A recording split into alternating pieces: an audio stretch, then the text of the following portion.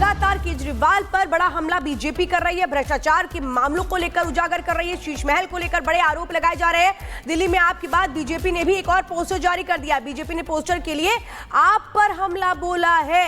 आप पर हमला बोल के वो ये बताने की कोशिश कर रही है कि कैसे दिल्ली वालों को लूटा गया है। और ये एक और पोस्टर जिसको हम आपको दिखा रहे हैं, पहले आपने पोस्टर जारी किया, जिसके बाद जवाब में बीजेपी ने पोस्टर जारी किया।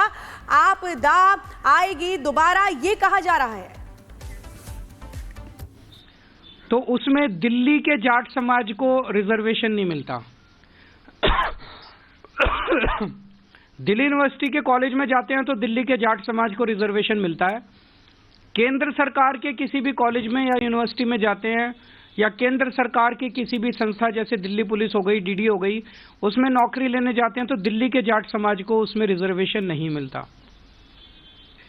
बड़ी इंटरेस्टिंग बात यह है कि राजस्थान का जो जाट समाज है उनका नाम केंद्र की ओबीसी लिस्ट में है। तो दिल्ली यूनिवर्सिटी में जब एडमिशन लेने जाते हैं तो राजस्थान के जाट समाज को रिजर्वेशन मिलता है दिल्ली के कॉलेज में। दिल्ली के जाट समाज को दिल्ली के कॉलेज में रिजर्वेशन नहीं मिलता।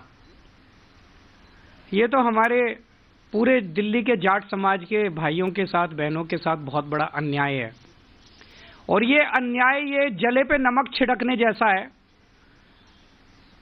कि 4 बार पिछले 10 साल में प्रधानमंत्री जी ने अपने घर बुला के और अमित शाह जी ने जाट समाज के नेताओं को आश्वासन दिया, भरोसा दिया, वचन दिया, गारंटी दी कि दिल्ली के जाट समाज को केंद्र की ओबीसी लिस्ट के अंदर डाला जाएगा।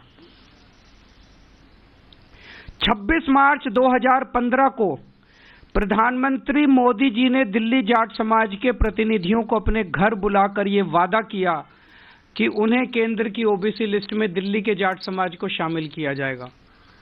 26 मार्च 2015 को नहीं किया। उसके बावजूद 8 फरवरी 2017 को अमित शाह जी ने यूपी चुनाव से पहले चौधरी वीरेंद्र सिंह के घर फिर से दिल्ली और देश के जाट नेताओं को यह वादा किया कि जो स्टेट लिस्ट में ओबीसी जाती हैं उनको केंद्र की लिस्ट में जोड़ा जाएगा। फिर भी नहीं किया। 2019 के लोकसभा चुनाव से पहले दिल्ली में प्रवेश वर्मा के आवास पर अमित शाह ने जाट नेताओं से मिले, फिर वादा किया कि दिल्ली के जाट समाज को केंद्र की ओबीसी लिस्ट में शामिल किया जाएगा। फिर धोखा दिया, फिर नहीं किया। 2022 में दिल्ली में फिर सैकड़ों जाट नेताओं को बुलाकर अमित शाह जी मिले और वादा किया और फिर से धोखा दे दिया। तो पिछले 10 साल में 3 बार दिल्ली के देश के गृह मंत्री ने और 1 बार देश के प्रधानमंत्री ने पूरे जाट समाज को बुला के बोला, अगर प्रधानमंत्री और गृह मंत्री झूठ बोलेंगे, अगर प्रधानमंत्री और गृह मंत्री अपने वादे को पूरा नहीं करेंगे, अगर प्रधानमंत्री और गृह मंत्री को जाटों की याद केवल चुनाव के पहले आती है, आप देख रहे हो हर चुनाव के पहले जाट समाज को बुलाते हैं, कहते हैं वोट दे दो, इस बार वोट दे दो, अगली बार कर देंगे, इस बार वोट दे, और कभी नहीं करते, कभी नहीं करते। अगर प्रधानमंत्री और गृह मंत्री इस तरह से झूठ बोलेंगे तो फिर तो देश में कुछ बचेगा ही नहीं। फिर क्या बचेगा उसके बाद? किसके पास जाएं इसके बाद? अब ये बड़े मजे की बात है, जैसे मैंने बताया कि दिल्ली पुलिस में राजस्थान के जाट समाज को रिजर्वेशन मिलता है, दिल्ली के जाट समाज को नहीं मिलता। एनडीएमसी में, डीडीए में, सफदरजंग अस्पताल में, ऑल इंडिया मेडिकल में राजस्थान के जाट समाज को रिजर्वेशन मिलता है, दिल्ली के जाट समाज को नहीं मिलता। दिल्ली के अंदर दिल्ली वालों को रिजर्वेशन नहीं मिलता, बाहर वालों को मिलता। भाई ऐसा क्यों? तो मैंने कल प्रधानमंत्री जी को चिट्ठी लिखी है, उस चिट्ठी की कॉपी अभी आप सब लोगों को बांट दी जाएगी। मैंने प्रधानमंत्री जी को उनके वादे, उनके और अमित शाह जी के वादे याद दिलाए हैं कि आप ये वादा पूरा कीजिए और जाट समाज के साथ धोखा किया गया है। जाट समाज के साथ साथ 5 और जातियां हैं जो दिल्ली की स्टेट लिस्ट में हैं और केंद्र की स्टेट लिस्ट में नहीं है। ये है रावत, रोनियार, रायतंवर, चारण और ओड। इनको भी दिल्ली की केंद्र सरकार के जितने संस्थान हैं वहां पे रिजर्वेशन नहीं मिलता। ये भी दिल्ली की ओबीसी लिस्ट में है, केंद्र की ओबीसी लिस्ट में नहीं है। तो जाट समाज के साथ साथ इन अन्य 5 जातियों को भी इसमें शामिल किया जाए ताकि इन जातियों के युवाओं को भी शिक्षा में और रोजगार में उचित अवसर केंद्र सरकार के संस्थानों में भी मिलने लगे। दिल्ली में केंद्र सरकार की 7 यूनिवर्सिटी हैं, दिल्ली यूनिवर्सिटी के कई कॉलेज हैं, Delhi police, NDMC, DDA, AIIMS, Safdarjung, Ram Manohar Lohia जैसे कई केंद्र सरकार के संस्थान हैं जहां पे रिजर्वेशन इन लोगों को मिल सकता है, जिसमें शिक्षा और रोजगार में इन लोगों को रिजर्वेशन मिल सकता है।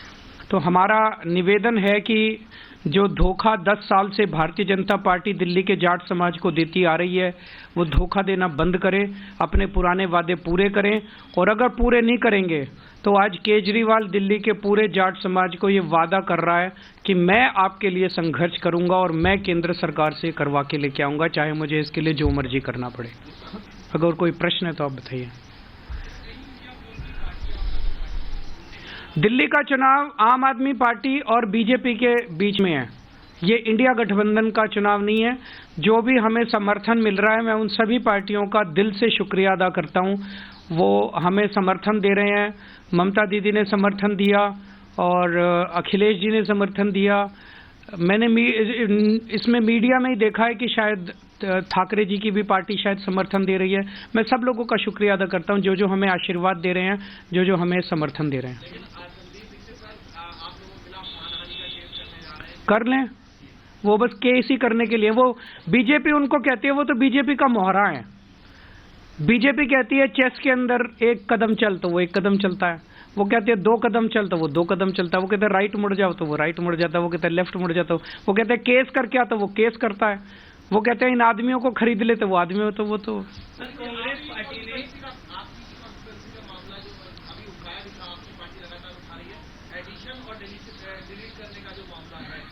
तो दिल्ली के पूर्व सीएम अरविंद केजरीवाल जो ओबीसी कार्ड अब कहीं ना कहीं चुनाव में इस वक्त खेलते हुए नजर आ रहे हैं, और वहीं जहां दिल्ली के अंदर विधानसभा चुनाव की तारीखों का ऐलान हुआ है तो इसके बाद इंडी गठबंधन में तनाव देखने को मिल रहा है। कांग्रेस जो है वो अलग थलग पड़ती हुई नजर आ रही है।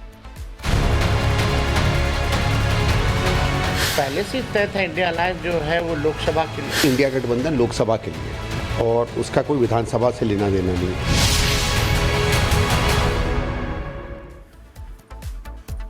तो दिल्ली में विधानसभा चुनाव की तारीखों का ऐलान हुआ और इंडी गठबंधन की दरारें खुलकर सामने आ गई, और सबसे ज्यादा नुकसान सबसे बड़ी पार्टी इंडिया अलायंस की कांग्रेस जो पूरी तरह से अलग थलग हो गई है। आम आदमी पार्टी को टीएमसी, आरजेडी और सपा की तरफ से समर्थन दिया गया है और कांग्रेस को कोई भाव नहीं दे रहा है। जरा देखिए।